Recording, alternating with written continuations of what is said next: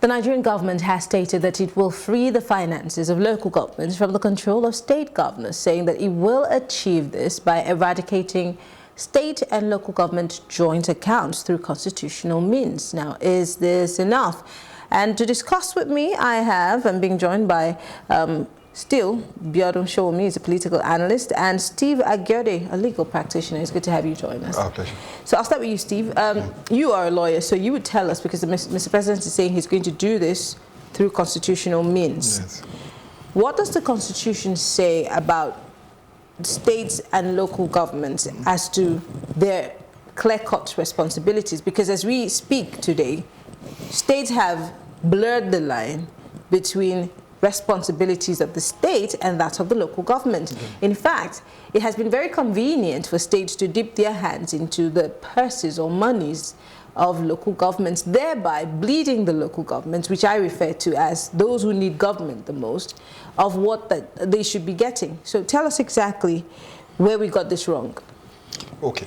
Well, under Section 7 of the Nigerian Constitution, it is the responsibility of the states to finance, to control, but of course, Section 7 is the section that also establishes the local government. It then says that they are under the states for financing, for administrative purposes, for a number of other purposes. Then you go to Section 162 of the Constitution, which then clearly provides for state and local government joint accounts.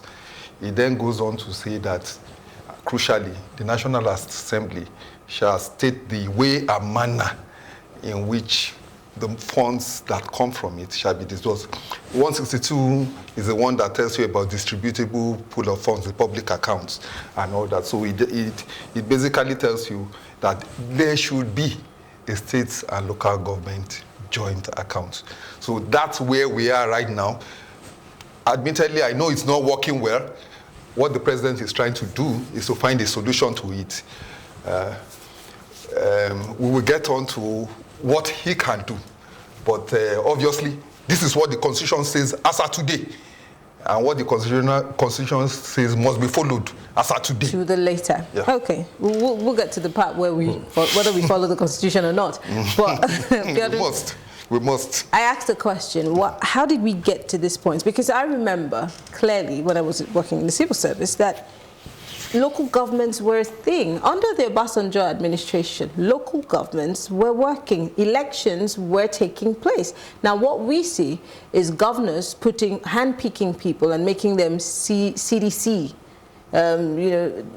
local governments, authority, caretakers or chairpersons, and they can change them at will. So it's more like a settlement sort of thing, which does not allow for continuity and sustainability in the governing process of the local government.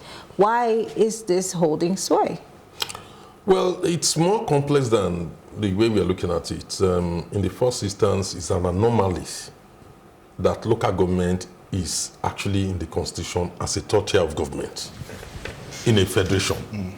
There can only be the coordinating center and the component parts. The component parts are the states.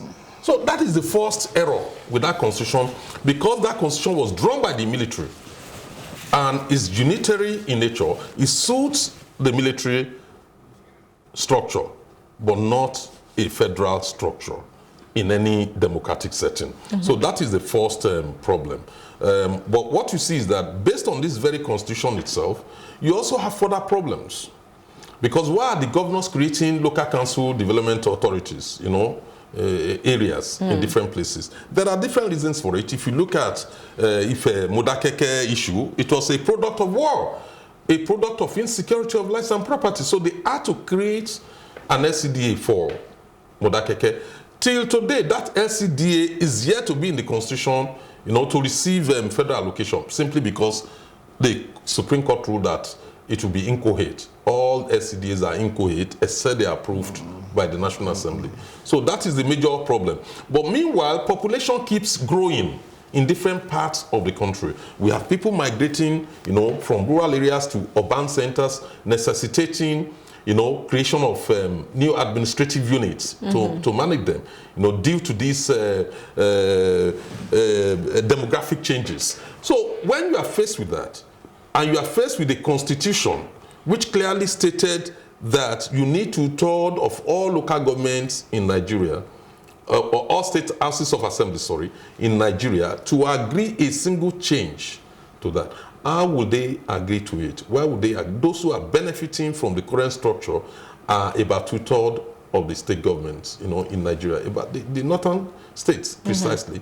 And therefore, it is difficult for them to agree that if you create new local governments, it should be included for purpose of receiving funding from federal allocation, simply because it means the allocation going to them will be reduced. So this is where the problem lies. And then you now have the state government, because we need to balance the argument. It is not enough for federal government to say state governments are mismanaging the resources, they are cornering the resources for local government. What you need to look at is this. Why are they doing that? Many of them have created local council development areas. They now need to fund these administrative units. The local council development areas created by the state laws are legal, but they are incoherent for purpose of receiving federal allocation. So this is where we have the logjam. Except we resolve that issue of why a state will create a local government and the federal government will ensure it's incoherent. What I mean by federal government is National Assembly will ensure that it's incoherent. Don't forget, since when Lagos State has created the 57 structure, till today, they are still incoherent. They are not receiving money from the center. So because of that, and because they are created by state law, and they are also legal entity, they are being funded through a joint pool of money, between the state, and local government. So this is the situation. It's not that funds are not being abused.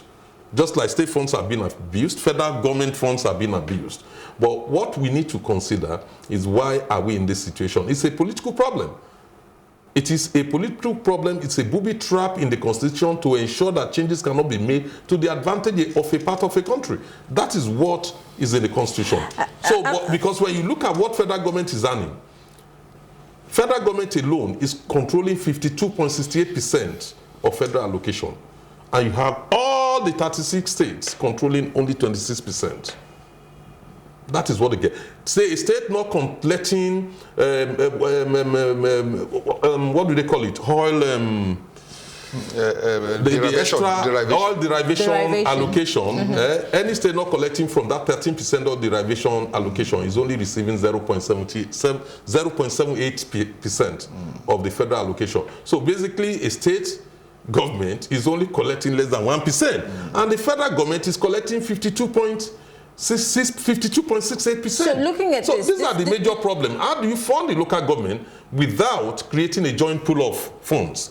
And when there are desires, and due to demographic changes, there are needs for new administrative units, how do you create them when National Assembly will ensure that incoherent? I think those are the issues that need to be answered. Let's go back to the beginning when you said that this model does not fit a federal system of government.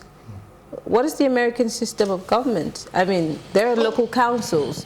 They have local council elections. It's a federal... They're called county councils. Yes, they're county councils, yes. So if we're looking at we're calling it a federal, I don't know if we're running a federal government, really. But if that is what our modus or model of operation is, why don't we copy what the American system is? Do you know what their system is? Look, the role of the central government is just to prescribe guidelines. If you want to create your own local council, you have the guidelines. Once you conform with it, you are allowed to create it. And that could mean, how would you elect your leaders democratically? How would you fund it? Each houses have agreed to pay what we call council charge, or what do we call it? I think it's... it's a fee, yes. The tenement rate, or council charge, or whatever we call it. Land use charge. Yes. Yeah, land use charge. They have agreed to an increase that will cover the cost of managing it. Look, even an estate like VGC can be a local government on its own. That will be allowed, as long as the residents are willing to fund it, and as long as it will be run and managed democratically. They would even hand over your school, local schools to you, and your health centers to you. What you receive is what they call top-up. Or or they call it grant. In UK, it's more like a support from the federal. Yes. It's not obligatory. In UK, it's called top-up funding. In US, it's called grant. You know, American government might step in with grant to aid you to develop your health facilities, develop your schools. It is not the business of the American government or of the Congress in America on how your local government will be funded or who should fund it, whether you create a joint account or you don't create a joint account. Anybody, look, you just have the conditions. If you like, have 1 million local council, as long as you can fund it. That's okay, Steve. Okay. My question before we wrap up is, how does Mr. President hope to free local government finances from the states?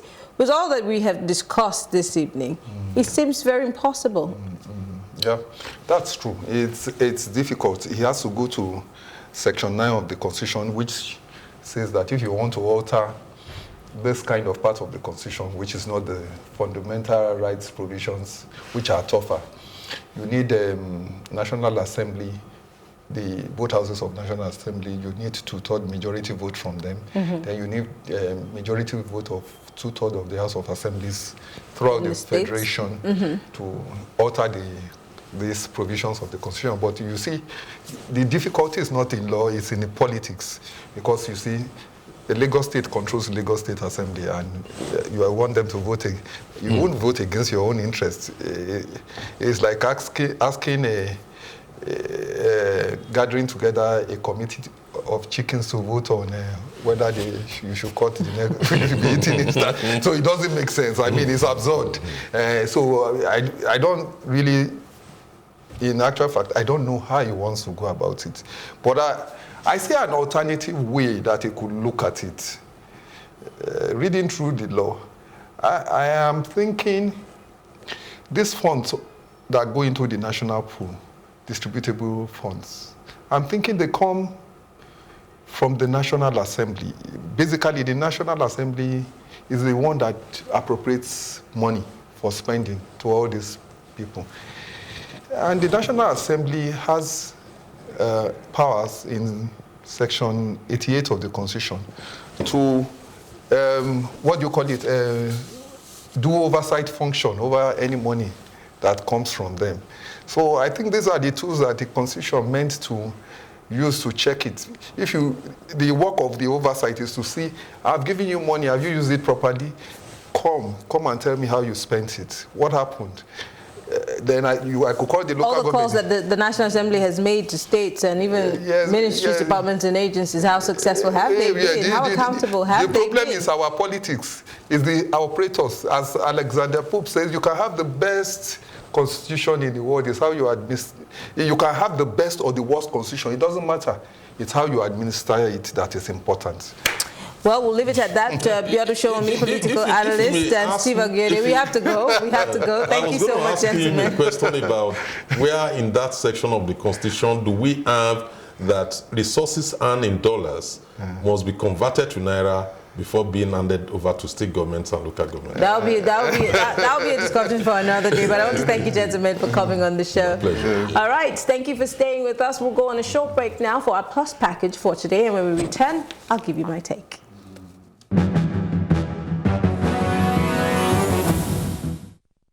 The Minister of Defense, Major General Bashir Salihi Magashi, retired, has charged the troops to do more to end Boko Haram insurgency in the northeast.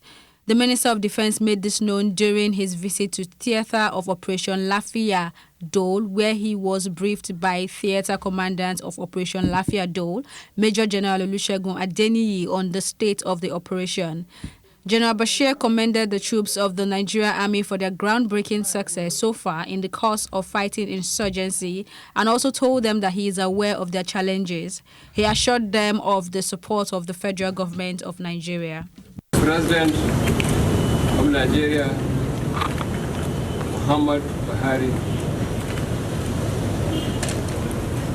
he has sent me to come here and see how you are faring. He has high regard for all of you who are making sacrifices to see the end of this Boko Haram.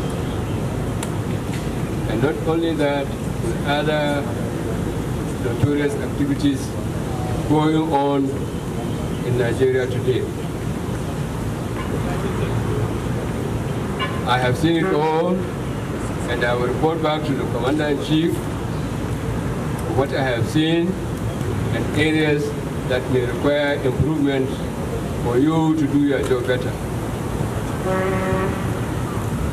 There is a lot of things we have seen, and we will go and report back, especially in terms of your welfare, in terms of your weapons, in terms of everything that is required for you to do this battle.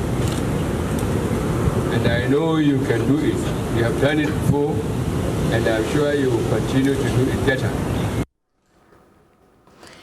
Well, it's time for my take. Well, the federal government is saying that they're going to try as much as possible to make sure that they separate local government finances. But the Constitution is clear on local government, and there's so many anomalies within it. And my guests have tried to explain that to us. But it's not just about the Constitution, it's in the politics. And if local governments, in somewhat most of the time, are, let's say, for example, Lagos State, the House of Assembly is mostly a majority of the APC, who would be loyal to the governor, whether we like it or not. And if we need these 2/3 of the State House of Assemblies across the Federation, and we need 2/3 of the National Assembly across the Federation to get this to happen so that local governments can be somewhat free financially, I'm wondering, who's going to go first? Big question. There's a lot of homework that needs to be done in that area. But moving forward, on xenophobic attacks across South Africa against Nigerians, we've been talking about the economics of it all. Why are Nigerians leaving Nigeria? It's simple. The conditions of living are bad. We have bad governance. We have bad followership. Let's not just point fingers to the government. If we have a government that is not performing and have refused, maybe blatantly, to do the right thing, to make our lives better, to give us good governance, it behoves on us, the people, to make sure that those people who we put there to lead us, lead us. If they're not leading us, let's show them the door. My name is Maryann Okon. It's been Plus Politics.